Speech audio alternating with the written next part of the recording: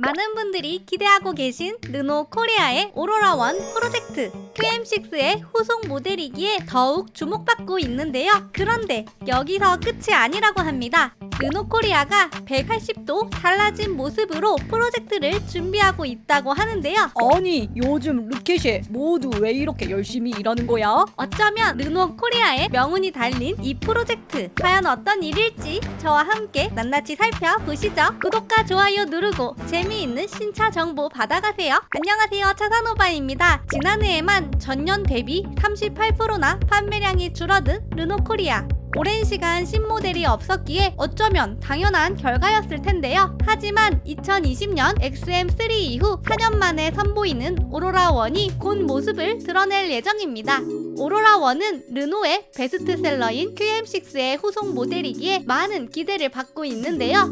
하이브리드 중형 SUV로 지리자동차의 싱유에를 참고하여 만들어질 전망입니다.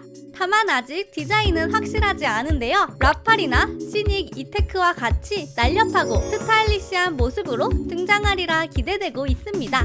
또한 자회사인 볼보의 CMA 플랫폼을 활용하여 오로라1이 개발될 것으로 추정이 되고 있죠. 그런데 오로라1에 모든 사활을 걸겠다는 건가? 망하면 어쩌려고? 게다가 지리자동차랑 협업한다며 뭔가 찝찝하다고. 물론 그런 생각이 드실 텐데요. 최근의 행보를 보면 르노 코리아는 큰 그림을 그리고 있는 듯한 모양새입니다. 르노 코리아가? 무슨 큰 그림? 오래전부터 르노 코리아는 한국 시장에 다소 미지근한 모습이었었는데요. 국내에 시판 중인 모델은 크게 세 가지로 베스트셀러 SUV 모델 QM6, 쿠페형 세단 XM3와 세단 모델인 XM6 뿐이죠. 어떻게 보면 시장 유지만 하자 이런 생각이었던 거네. 맞습니다. 몇 년간 신차 없이 판매량을 유지하기 위해 QM6의 파생 모델들만 출시하였었죠. 하지만 올해부터는 환골탈태한 모습을 보여주기 위해 준비 중인데요. 우선 리브랜딩을 위해 신규 로장주 디자인을 전 매장에 적용하고 차후 출시될 신차들에도 탑재할 예정이죠. 여기에 그치는 것이 아니라 한국을 추후 하이브리드 신규 모델들의 생산 기지로 삼겠다는 것인데요. 이미 르노그룹은 글로벌 시장 확장을 위해 중장기 프로젝트로 르노 브랜드 인터내셔널 게임 플랜을 발표했었죠. 전 세계 5곳을 허브 생산 기지로 구축하며 다시 한번 글로벌에서 높은 판매량을 위해 도약하겠다는 것인데요. 그 이유는 명확합니다. 처음 르노가 생각했던 그림과는 다르게 전기차 전환 시기가 점점 늦어질 것 같다는 것이죠.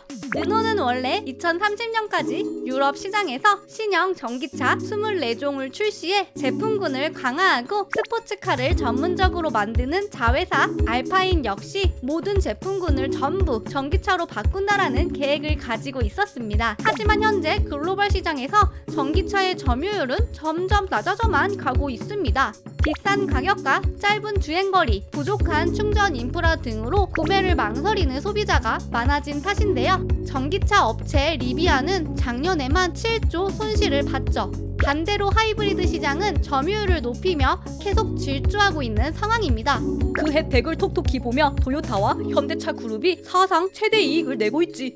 르노는 하이브리드 준비가 다소 미흡했기에 길어진 전기차 전환 시기 동안 징검다리로 활용할 하이브리드 모델들이 시급한 상황인데요. 그 하이브리드 시장에서 선구적인 아시아 거점을 활용해 하이브리드 신차들을 출시하며 테스트 베드로 삼겠다는 전략이죠. 그러기 위해서는 부산 공장의 인프라와 르노 코리아의 지분을 보유한 지리자동차와의 협조가 필요한 상황입니다.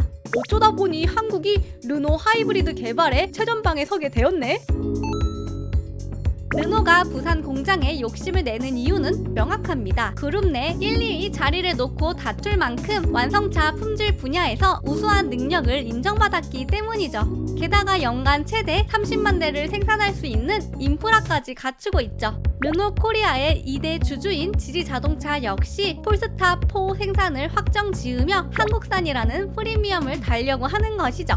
그렇기에 최근 르노가 부산 공장에 향후 3년간 1,180억을 투자하고 2027년까지는 1조 5천억 원을 추가 투자할 것이라는 기사가 나왔습니다. 또한 200명 규모의 신규 인력을 채용하며 부산 공장의 생산 인프라를 하이브리드 전기차 중심으로 업그레이드 시키겠다는 것이죠. 그중 7천억 원은 오로라 1, 2 모델 개발에 집중하겠다는 포부를 밝혔습니다. 그렇다고 르노가 단지 국내 시장에만 집중하는 건 아닌데요. 우선 국내에 출시한 뒤 글로벌 시장을 타깃으로 수출을 추진할 계획이라고 합니다. 마치 쉐보레와 같은 전략이죠. 지금은 수출 1위로 효자 노릇을 톡톡히 하고 있는 트랙스 크로스오버와 같이 오로라 1을 생각하고 있는 것 같네요. 이로써 내년까지 부산 공장은 오로라 1과 폴스타 4로 하이브리드 전기차 투트랙 체제를 갖추게 되었는데요. 이런 점들이 어떻게 보면 한쪽으로 기울어진 국산 자동차 시장에 새로운 바람을 넣어주지 않을까 합니다. 오로라 1을 정말 많은 분들이 기대하고 계신 이유는 국내에서 가장 많은 수요가 있는 중형 SUV인데다가 하이브리드인 점 때문인데요. 오로라 1이 히트를 친다면 완전 다른 판도가 펼쳐질 것이라 예상됩니다. 현재 KGM은 25년에 하이브리드를 내놓겠다고 했고 쉐보레는 올해 이렇다 할 하이브리드 신모델이 없는 상황이죠. 그렇기에 오랫동안 힘든 시간을 보내온 르노 코리아에겐 올해가 정말 중요한 시기입니다. 게다가 현기차에 단단한 점유율을 조금이라도 가져올 수만 있다면 더욱 치열한 하이브리드 경쟁으로 소비자들이 이익을 보는 상황들이 생기겠죠. 오로라 1은 오는 6월 부산 해운대구에서 열리는 부산 모빌리티 쇼에서 처음 선보일 것으로 알려져 있는데요. 부산 공장에서 생산되는 만큼 상징적인 쇼케이스가 되지 않을까 하네요. 공개된 후 하반기에 출시될 예정입니다. 어떻게 보면 르노 코리아가 르노 그룹의 전진기지가 된다는 건 나쁜 일이 아닙니다. 자칫하면 2대 주주인 지리그룹이 폴스타4 생산을 계기로 르노 코리아가 완전히 위탁 생산 기지로만 전락할 수도 있었는데요. 이번 기회를 잘 살려야 르노 코리아가 르노 그룹에 유지되며 독자적인 생존력을 가질 수 있게 되지 않을까 합니다. 지리그룹에 모두 인수된다면 과거 쌍용처럼 될 게 뻔하다니까? 디자인에 대해서는 아직 확실하지 않은데요. 르노의 최신 디자인 기조를 보고 수출까지 고려한 모델이기에 최신 르노 신형 모델들의 날카롭고 스타일리시한 디자인이 적용되리라 봅니다.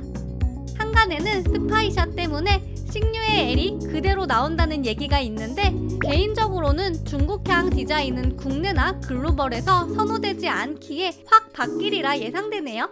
디자인이 궁금하신 분들은 위 차사노바의 최신 예상도 영상을 확인해주세요. 오로라 1 가격은 3천만원 초에서 중반대로 예상되는데요. 식류의 L 하이브리드의 가격도 17만 1,700 위안으로 3천만원 초반대였죠. 경쟁 차량인 소렌토나 산타페 하이브리드의 가격이 3천만원 후반대이기에 트랙스처럼 국내 생산 후 가격 설정만 잘 된다면 파격적인 판매량을 보여줄 수 있지 않을까 합니다. 그만큼 기대 수요가 많기 때문이죠. 하이브리드의 최전방 공격수로 돌변할 르노 코리아와 그 첫 모델 오로라 1 역시도 정말 기대됩니다. 여러분의 생각은 어떠신가요? 이제 오로라 1 공개가 3개월도 남지 않았는데요. 최신 정보를 발빠르게 바로바로 올리고 있으니 차사노바 구독과 좋아요, 알림 설정까지 부탁드립니다. 댓글도 많이 남겨주세요. 오늘도 시청해주셔서 감사합니다. 구독과 좋아요 눌러주세요. 신차 정보 차사노바 구독과 좋아요 눌러주세요. 신차 정보 차사노바